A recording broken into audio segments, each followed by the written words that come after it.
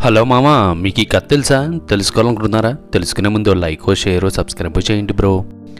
ఒక అడవిలో చాలా పక్షులు, జంతువులు కలిసిమెలిసి ఉండేవి. ఒకరోజు అడవికి నిప్పంటుకుంది.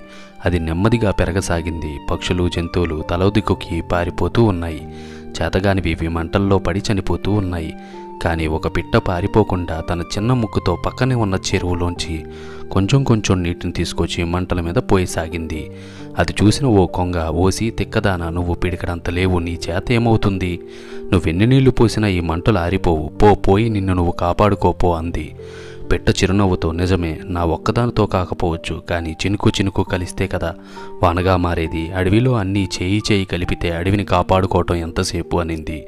ఆ మాటలు కొంగతో పాటు ఇతర పక్షులు, జంతువులు కూడా విన్నాయి. నిజమే కదా అనుకున్నాయి. వెంటనే అవన్నీ కలిసి పారిపోవడం ఆపి మంటల మీద నీటిని చల్లటం మొదలుపెట్టాయి. అలా అడవిని కాపాడు